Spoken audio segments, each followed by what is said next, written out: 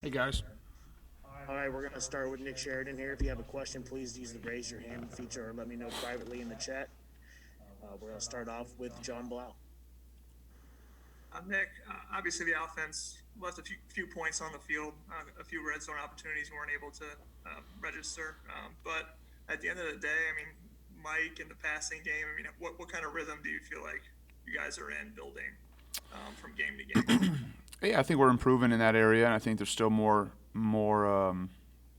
opportunities for us to execute at a higher level and be more consistent at the same time. So, we did a nice job in the first half. We had almost, I think we had maybe 300 yards total offense, almost 300 yards passing in the first half, which obviously credit to our players for executing and doing a nice job. Obviously, Mike and Fry had a nice day, but as a coach, you look at it, in as a game as a whole, and you just feel like there were moments, especially in the second half and especially in the red zone, where I just didn't do a good enough job.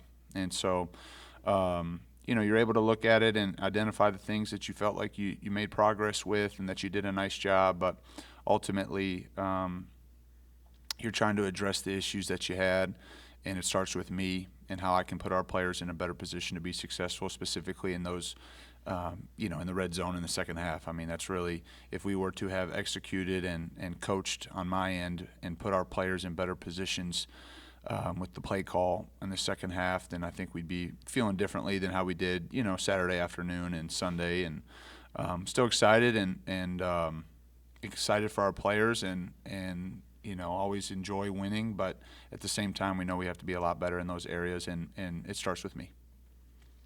Tom Drew and then Rick Bozich.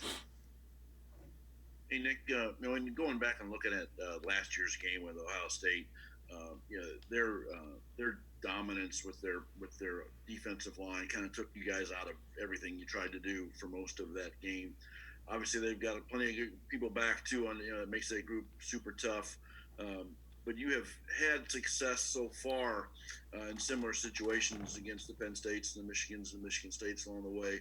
How much has what you guys have gained in confidence in the last 4 weeks going to help in taking on that challenge on Saturday?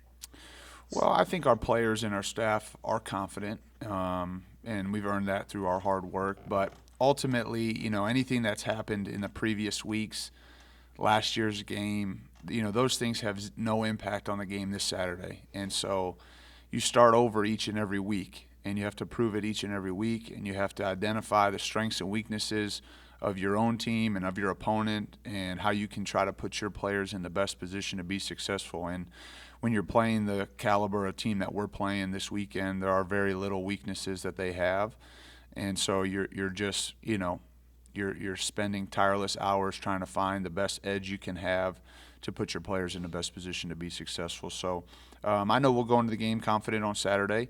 We have tremendous amount of respect for the program and the team and the coaching staff that we're going against this weekend. But we got to earn it. We got to earn it today as a staff and put together a good plan, and then tomorrow in practice as as a unit. And like I said, the games that have happened here in the last couple of weeks, they won't have any impact on the game on Saturday. Certainly, just from a playing more snaps together and establishing some identity and comfortability with one another. Obviously, that helps as the season progresses, but specifically to the opponent that we're going against, we're going to have to earn it, and it starts with having a great Monday. Rick and then Paul Gable. Yeah, Nick.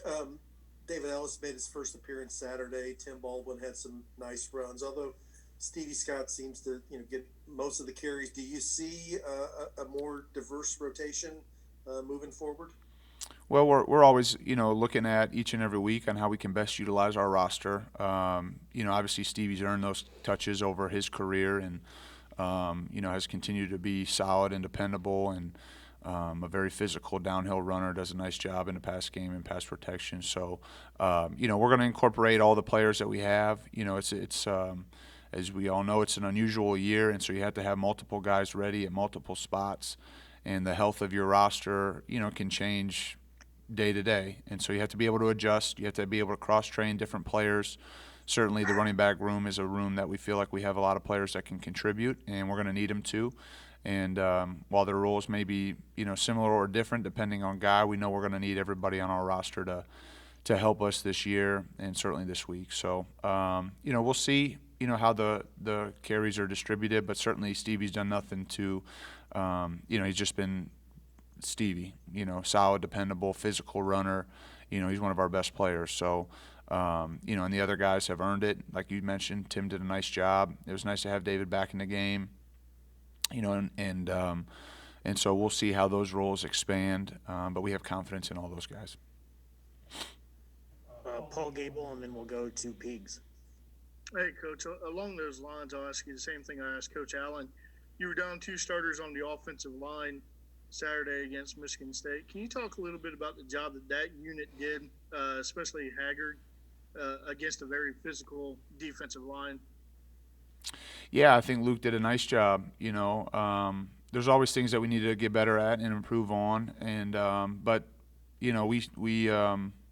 Luke did a nice job and had to play the whole game, and I was proud of the way that he competed. I think he was coached and prepared for the moment. That's a credit to him and Coach Hiller, because we coach them all.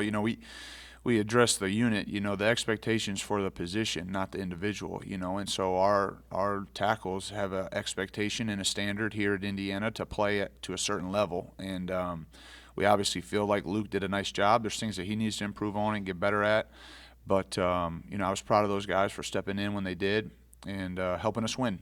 Ultimately, we've mentioned, it wasn't perfect by any stretch of the imagination. We turned the ball over twice. We weren't very good in the red area.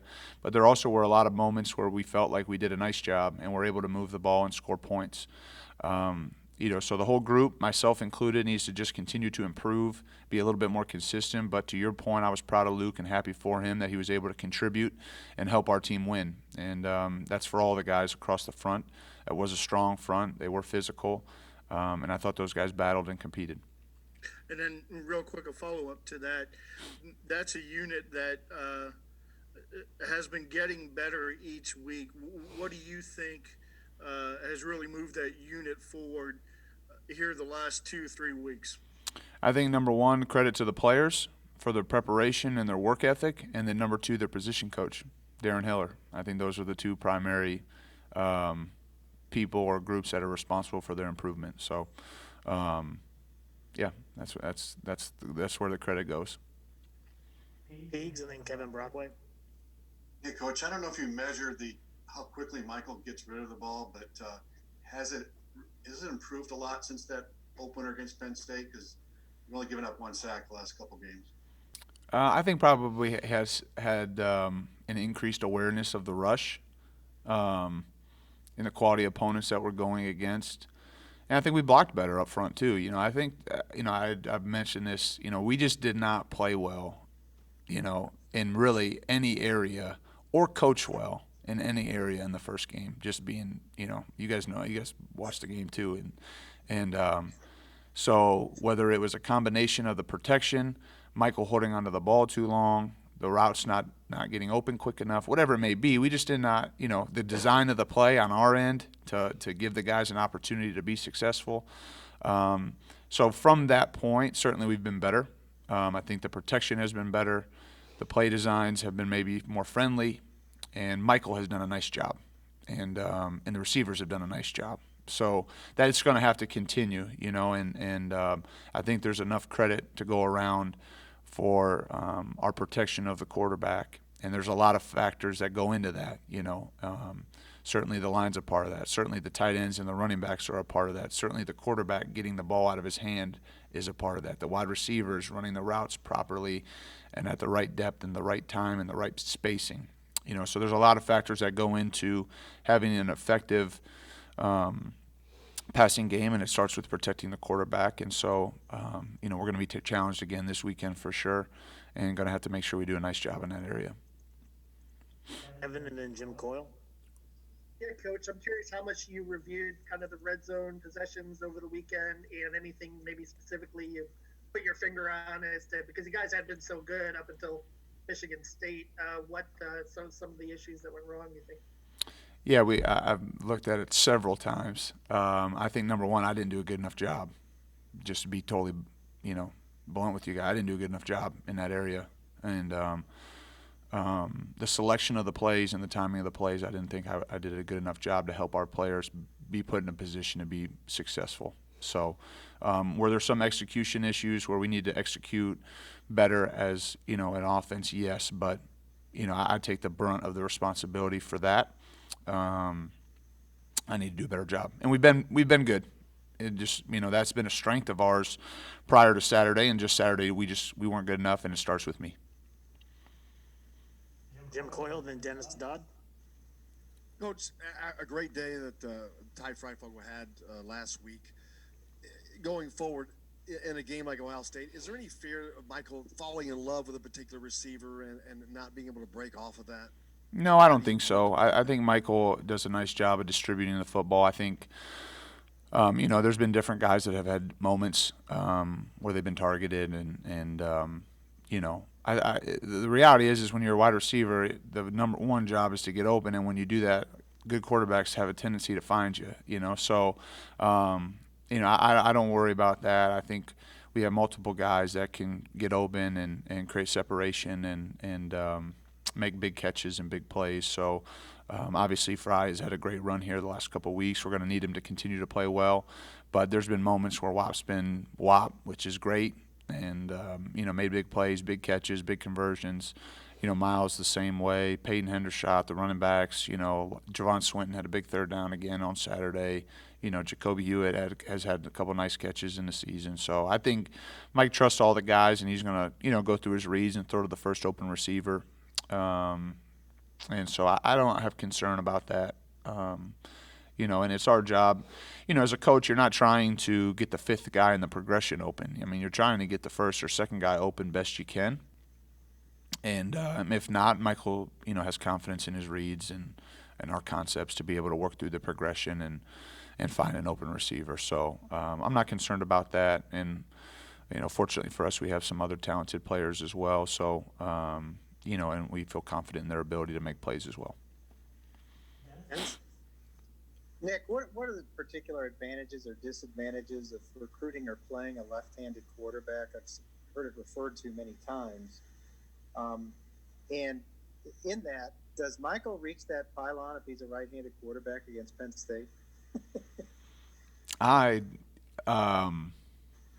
Maybe he would have scrambled the other way, you know, if he was a different-handed quarterback. Yeah. So it's hard to say. I think when you are trying to build a program, and certainly having a quality quarterback is a large piece of that, and then it does help you recruit to that person because other good players want to come play with good players. I mean, that's just how it works. And specifically when you're talking about skilled players, everybody wants to know who's going to throw them the ball.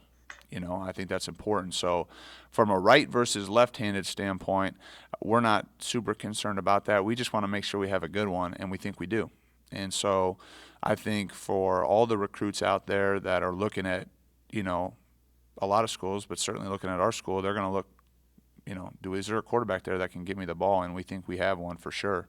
And so I think, you know, I'm biased here and sending a recruiting pitch out to all the skill guys out there, but certainly it would be an enticing place to go play when you have a good quarterback that can get you the ball. So, you know, we don't look too much as far as right or left-handed. We just look at good players. We want to make sure we can try to get the best players we possibly can. And if it's a left-handed, we'll take them. And so we're glad we have Michael for sure. Hey, thank you. All right, thanks, Nick. Okay, thanks, guys.